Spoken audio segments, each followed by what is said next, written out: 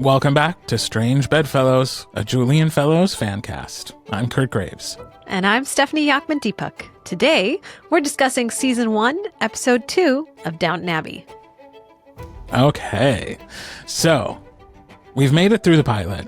We've been introduced to a lot of people. Not everybody who will be important in the series, but a lot of people. Believe it or not, the cast grows in Episode 2. It does. There are more. There are even more people, more servants to serve more people. Yes. Who come up in Episode 2. I'm gonna pass it over to you for our 60-second recap. All right. Here is Matthew's diary entry. Dear Diary, Mother and I have arrived at Downton Village to visit the estate I've meant to inherit. What a different world my cousins inhabit. The Dowager Countess was unfamiliar with the concept of weekends. A nervous valet insists on helping me get dressed, and the local doctor is ignoring Mother's sound advice regarding the treatment of a farmer with dropsy. He'll learn soon enough that she's almost as imposing as the Dowager. I've put my foot in my mouth at nearly every encounter with the Crawley sisters, to the point where Cousin Mary likened me to a sea monster in the tale of Perseus. But she ought to avoid casting aspersions through literary allusions when at dinner with a lawyer. Thankfully, Cousin Edith seems a bit warmer when the sisters aren't sparring with each other. The staff have cared for me impeccably, if a bit coldly. Mr. Carson eyed me quite suspiciously upon my arrival, but he has seemed distracted of late. Mr. Molesley mentioned that a friend of his dropped by the great house but wasn't warmly welcomed. Perhaps he brought bad news? Mm-hmm. As uncomfortable as the first days at Downton have felt, I've also begun to understand the draw of the place and the way this great house has ordered the days and lives of those in its environs. I've suggested some new plans for the cottages on the property and feel quite proud of Mother's new role as co-president of the hospital board. Perhaps there's a place for us after all. Nicely done. Thank you. Well done. I'm loving these recaps. Good. I'm having fun writing them. Good. Yeah. Really, this episode is all about integrating Dan Stevens and Penelope Wilton as Matthew and something Crawley. I can't remember. Isobel. Yeah. Into the world. We learn a lot more about them, how their household is going to be run. And then we get a little side plot with Carson the butler, his past coming back to haunt him. The Charming Charlies. The Charming Charlies. Are they the Charming Charlies or the... What are they? I'm thinking Cheerful Charlies. Charming Charlies was a jewelry store. Short-lived jewelry store that I visited. Yeah. And meanwhile, the Dowager Countess and Cora are still really trying to talk Robert into fighting this entail. Yeah. Doing anything they can to get him to get on board and be like, let's at least break up the money so Mary is not without that. Partially because, I would hope out of a sense of fairness, but also they know it will help her prospects. Right. For a marriage. Look what just happened in the first episode. There was a duke who came a-calling, and then as soon as he found out she wasn't rich, away he went. Out of there. Yeah, exactly. So, having this household in her possession would make her more attractive to a great mate. Not working for her in this case is the fact that Matthew's a pretty decent guy. And Robert is most of the time a good judge of character, and I think doesn't want to ruin a good thing when he sees it. Right. And of course, he shows up good-looking, young, smart, well-mannered, and just the right bit of cute awkward. Hugh Grant style, early Hugh Grant awkward kind of. Yeah. And Cora and the Dowager are immediately like, well, maybe Mary could still marry the heir after all. It's just a different, more distant cousin. I love the bit where Mary's like, well, have you told Granny? And then Cora's like, it was her idea. It was her idea. Yeah. Drop the mic. Yeah. So good. Beautiful, beautiful episode. We get to know Mr. Molesley. Yes. Love him. At the Crawley house. Wonderful character. Yes. That will have an amazing run throughout the show. Wonderful arc. And we get him right at the beginning where he has found his fortunes changing for the better, so he thinks. Yeah. And then he's in service to someone who doesn't understand what the life of a lord and a servant is supposed to be. Mm-hmm. And the minute where, I mean, Matthew is a decent fellow, but the minute where he says, very silly occupation for a grown man. Mm-hmm. Terrible. Yeah. Terrible. Really careless words. And you see the hurt in Mosley right away. Yeah. Yeah. And of course, what I love about this episode in particular, I mean, what a strong entrance for Penelope Wilton.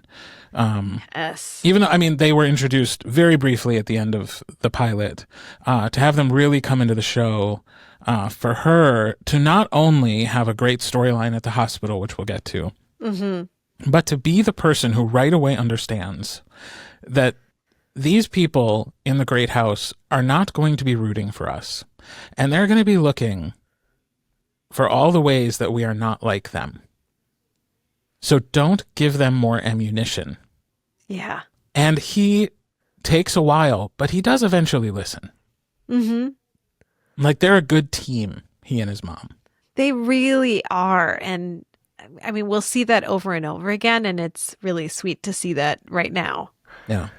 And I enjoyed Isobel Crawley from the jump, but I feel like she too is a character that you just come to love more and more and more and more. And she's one that gets more layered and deeper and lovely as the series continues. Yeah. Yeah. A working woman. So, and an educated woman. She was a nurse working under her husband, who was a doctor. Yep. And can we talk for just a moment about how much they trash doctors and lawyers? I know. I mean, the two professions that every child's parent hopes they go into. And yet like, here we are they? on Downton Abbey being like, strange to think my cousin was a doctor. There are worse things he could have been. Yeah, well, I mean, I suppose, but... Well, no, that's what they say. There are worse things, right? Yeah. He had how do you say it? Job? Like, yeah, just the notion of working is so offensive to this class of people, because that's not what they're meant to do. Yeah. Wild. Great. Yeah, this is a And of course, Matthew resists that, and he's like, no, I found a job over in Ripon. I'm going to be doing that. Also, I'll serve myself my own tea and put on my own coat. Thank you very much. Yeah. Until he talks to Robert and is like, I really want to fire this servant. Thoughts? And Robert comes to this defense of Mosley to say, like, this is his livelihood. This is a job he takes pride in. Why would you release a man from that good work when this is what he's been trained to do? And Robert is so good in these moments of real devotion to Downton and its lifestyle. There are times when this is going to get patronizing, but there are also times when he presents us with the big picture of it all in a way where you see how sincerely devoted his heart is to the house, to their way of life. And I think in this moment, he shows real empathy for his employees. Yeah. Yeah, I agree. Well, and because he is so entrenched in the life, like, it is his moral responsibility, he feels, to maintain this lifestyle for the people of the village and of the household, more so than it is their job to serve him. Which, of course, is a very interesting take on the whole situation. That it's like, well, sir, you would not have your wealth if it was not for them. Right. But the fact that, like, their ancestors were probably doing work that they weren't being compensated for. But anyways. Very true. Yeah. Why do we have so much trouble hanging on to money in this house? Oh, yeah, we're paying people now. Yeah. We're not used to that, having to actually pay a living wage to these folks. In addition to housing and feeding them. What a sweet gig. Yeah, so we get that interesting dynamic right away. And Matthew will fight that for a little while longer. He will always still feel a bit like the black sheep of the family. But we do see his heart and mind opening up a little bit, even in this episode, to Mosley, as he lets him just do his job. Yeah. Show his expertise. Pick out the cufflinks. Exactly. Help him dress. Make him look his best. Frankly, I would need that if I was thrust into that kind of life. I'd be like, I have no idea how I'm supposed to act or behave or dress. Just Yeah, just put me in an outfit and point me in the right direction, because otherwise I'd be screwed, you know? Mm-hmm. So it's a wonderful dynamic, and the way it is shown, like we talk in writing all the time about showing, not telling. The way we see his mind changing after that conversation with Robert in his dressing room was, I thought, just some really beautiful storytelling. Yeah. Yeah. I really enjoyed that moment, especially on this rewatch. Yeah. And just, how proud Mosley is to be doing the work and how excited he is to be getting back to it. Yeah. It's pretty special. Speaking of writing, there's a brief little peek into Gwen's life. Yes. Gwen the maid, played by Rose Leslie. We know she's getting some secret correspondence. Books. Yes. Could it be an admirer? We don't know. We just know she's... But speaking of admirers, thank you for continuing to segue. No problem. We are definitely seeing that William is developing a bit of a crush on Daisy. Yes. Who is so oblivious. So oblivious. Oh, so very oblivious. And I love how knowing Mrs. Patmore is. Where Daisy's like, oh, he's not like Thomas. And I shouldn't attempt the English accent. I really shouldn't. No, you should, as often as possible. He's not like Thomas. And then Mrs. Patmore is like, no, he isn't. I should hope not. I should hope not. That's right. Or if you are, or something like that. But yeah, Mrs. Patmore knows it all. She's seen it all. She knows it all. Yeah. And little dramas going on downstairs, which we love to see. And a bigger drama coming upstairs from the downstairs is Carson's plot line. I forgot that this happened so early in the series. I forget that it happened so early too. I remember when I rewatched this first season last summer, I remember being surprised that this happened as early as it did. Because in my mind, it was much later. Yeah.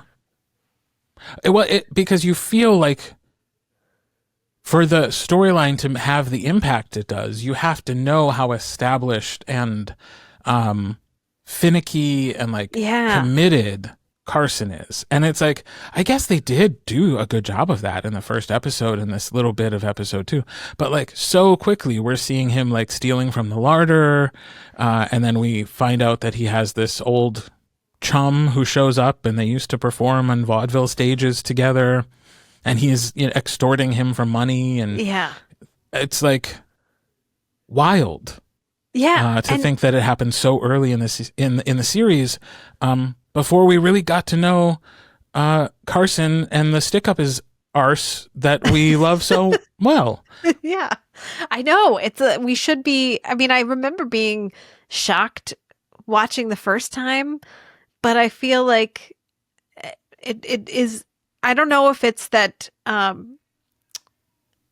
he's so good at establishing his in the pilot that it feels so shocking, or it's odd that this falls when it does. Yeah, this is where I'd love to hear from if there are any listeners out there who are watching it for the first time as we're going through this series. How did that feel? Did it feel as impactful as it does to those of us who know the character as well as we do, having watched the entire series?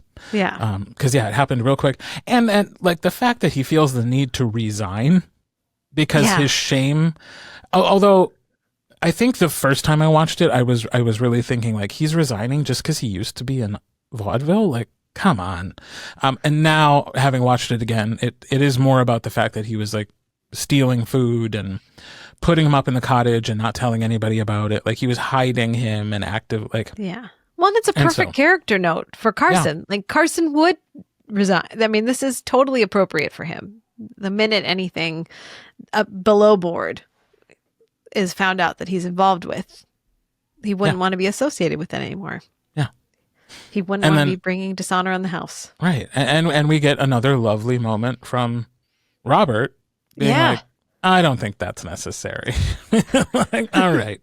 All right. And I do love his fascination then too. Say more. Yeah. Where he's like, oh, what was it like to perform? Like he's genuinely fascinated, really loves. He is sitting there dying to say, like, well, could you do a little dance?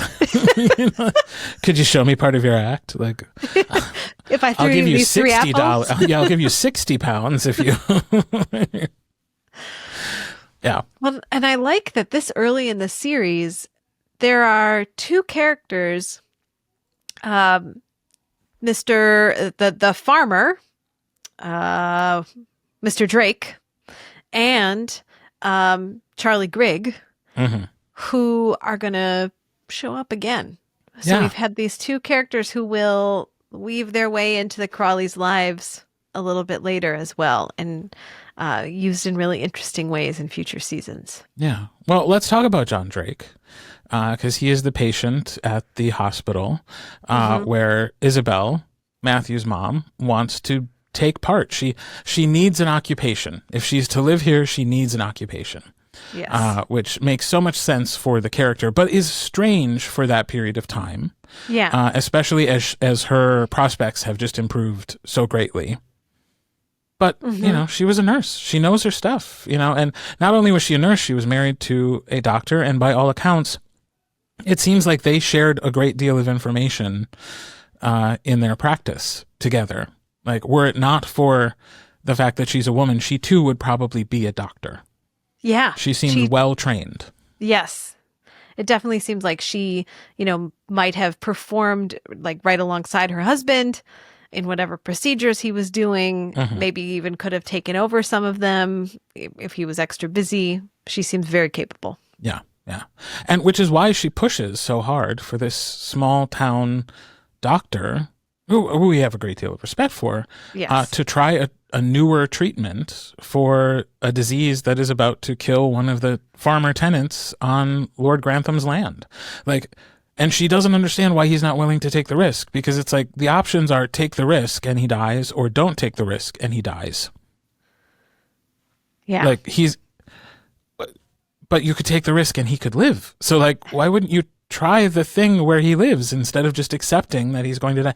And the doctor's, his justification for not wanting to do it at first just makes no sense to me. It does for the character. Like, I get it. This is not a criticism of the writing. It's just that, like, man, to be like, well, we wouldn't want to start doing the latest and greatest treatments on everybody. Really? Why not? Yeah. And he's like, you know, for every scratch and cut or bruise, and it's like, yeah, why wouldn't you want to be doing the most medically advanced treatment of even those things? I don't understand. You know? Yeah. I'm wondering, is his hospital, are the Crawleys paying entirely for the hospital? Is he thinking about budget? Maybe. I don't know. I feel like this poor doctor will often be on the wrong side of a decision. He has some vindicating moments, and I do really like his character. But I feel like this is the first of several situations in which he needs to be persuaded. Yeah, challenged. To move towards the best decision. Yeah, and Isobel is not afraid to challenge Dr. Clarkson when she thinks he's wrong. Yeah. I think this conflict between Dr. Clarkson and Isobel is a good encapsulation of really what the Crawleys are bringing into Downton. Like they are pushing the property, the family, the area forward a little bit faster than maybe everyone would have chosen, but ultimately for good. Yeah, definitely. Yeah, it's a little microcosm of what's happening over at the Abbey, where Matthew's doing the exact same thing for Robert, pushing him forward a little bit faster maybe than he's used to. Yeah. Yeah. And they're bringing a bit more of the city into the town. And it's worth saying, which, I mean, we already alluded to it because we talk about John Drake coming back in later episodes. The treatment works. She was right to push for this treatment. He's saved, which shuts Violet up real fast. The Dowager Countess is like, I guess I will have to just stand over here and be quiet for a little bit. And then Isobel becomes the chairwoman of the board of the hospital. Yeah. Basically putting her at even footing with the Dowager Countess as the president of the board. And so Julian Fellowes gives us this delicious partnership from Penelope Wilton and Maggie Smith that just gives and gives and gives and gives. It is one of the best relationships of the series. It really is. Yeah. These two women and the friendship that they will forge in battle oftentimes. Yeah.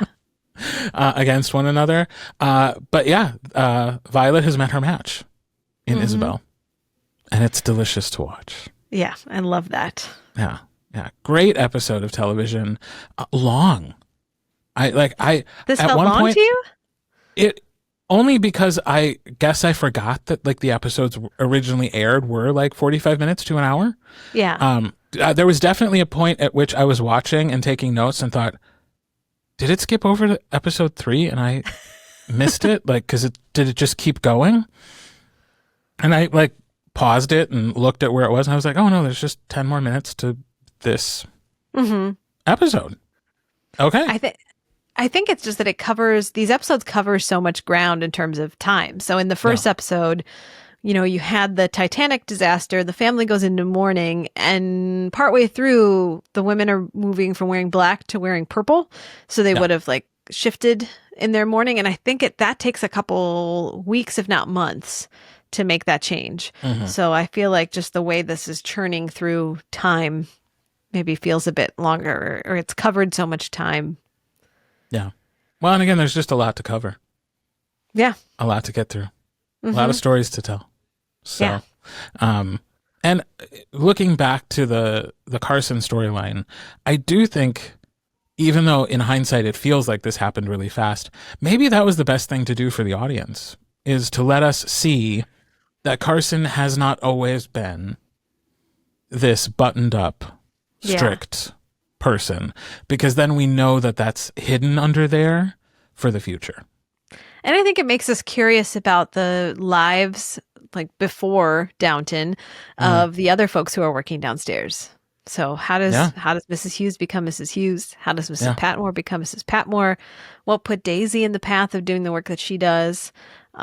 And so the series will just continue to unfold and unpack their lives for us in really interesting ways. Yeah.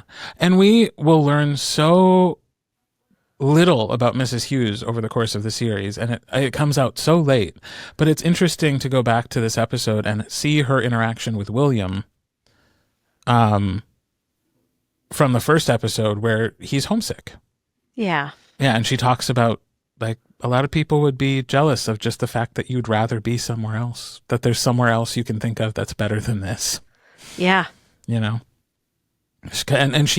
her relationship with Carson in this episode, she razzes him a little bit. Yeah. Like, do you really need to worry about that? Are you being a little too stiff? And then when he's like, maybe I am just an old fool, she's like, no, Charlie. Yeah. You're special. Yeah. Like somebody has to raise the standards around here, otherwise they'd slip.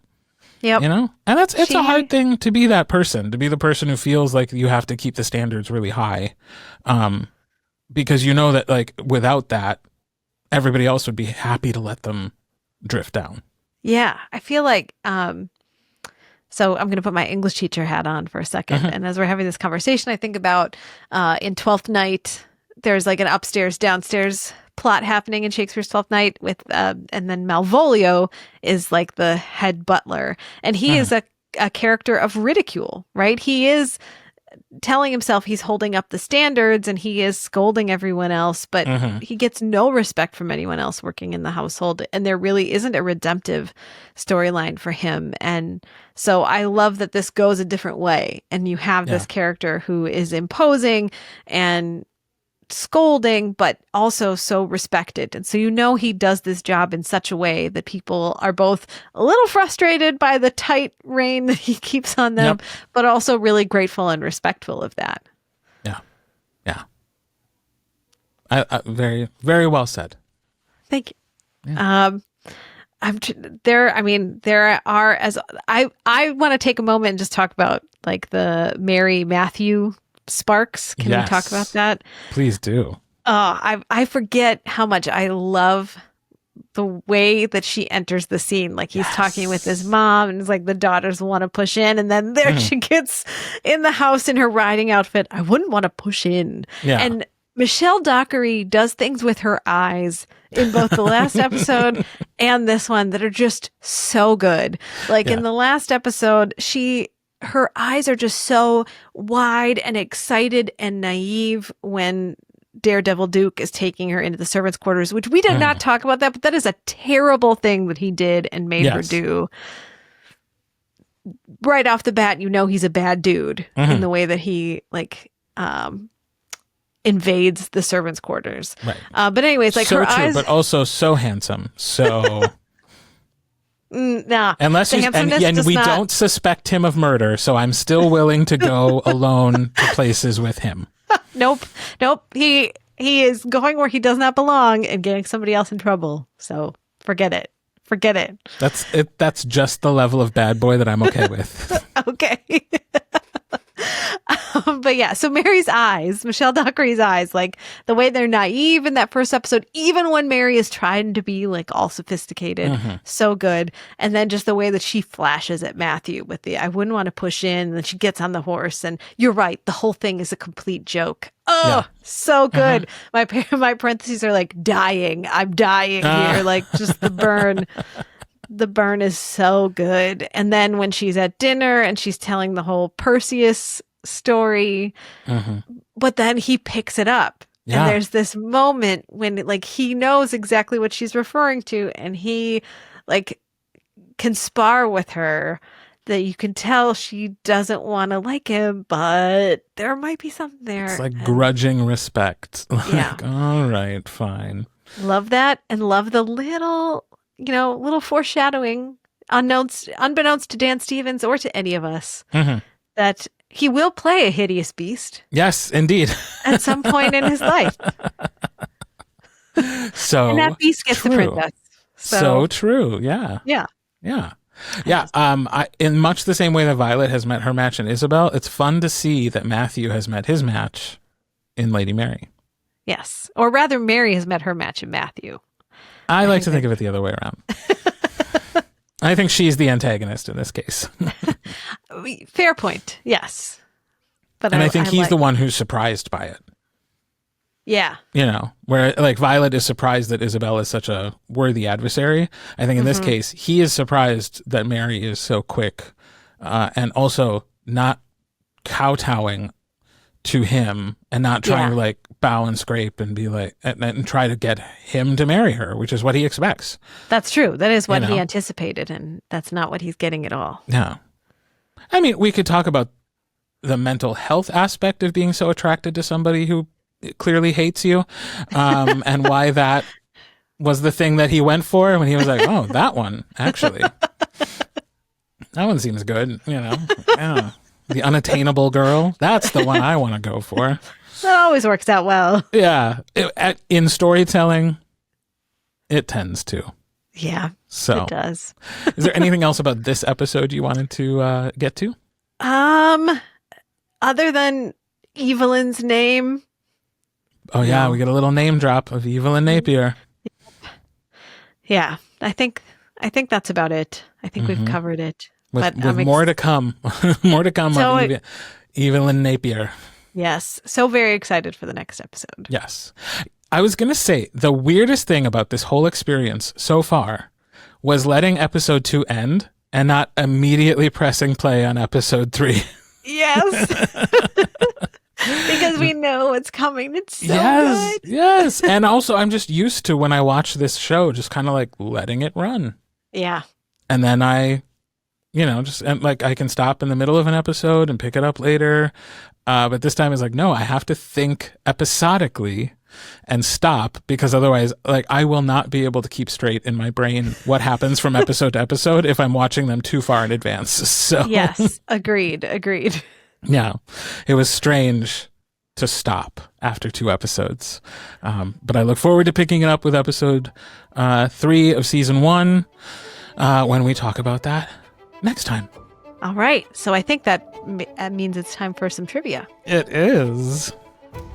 So first, we should see if I answered Kurt's question from our last episode correctly. Charlie Cox had his breakout role in the movie Stardust. Love that movie. Playing Tristan Thorne, the unwitting heir to the throne of the Kingdom of Stormhold.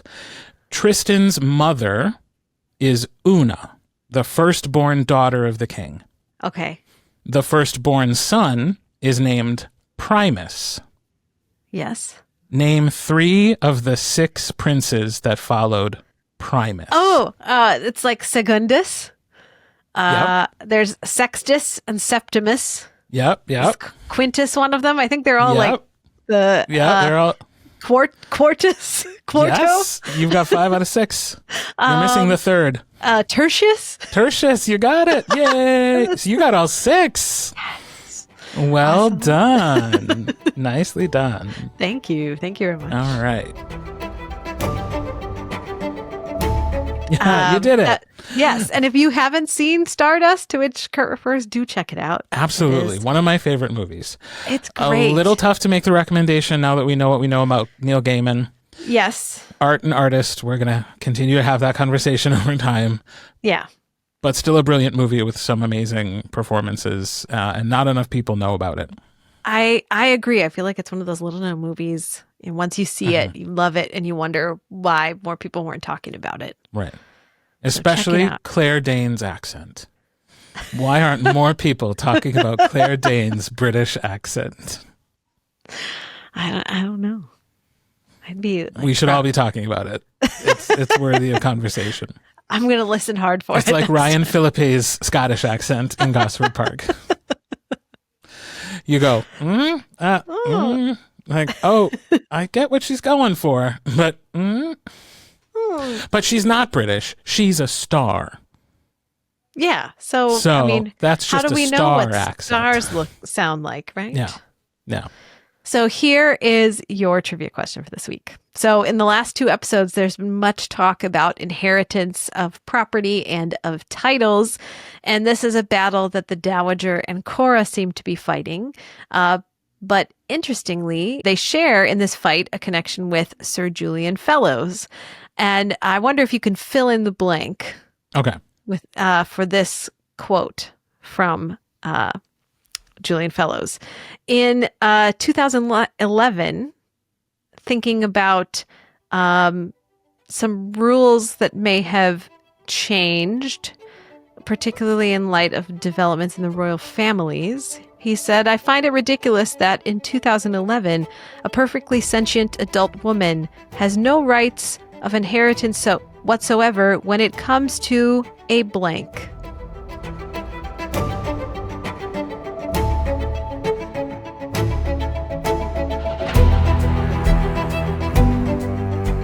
This has been another episode of Strange Bedfellows. We hope to get to know more about you and your thoughts on Lord Fellowes' work. Follow us on Instagram at Strange Bedfellows. That's fellows with an ES. Or email us at strangebedfellows@gmail.com. And if you would be so kind, please rate and review the show wherever you're listening to us right now, and subscribe so you don't miss any future episodes. We'll see you next time. Ta-ta!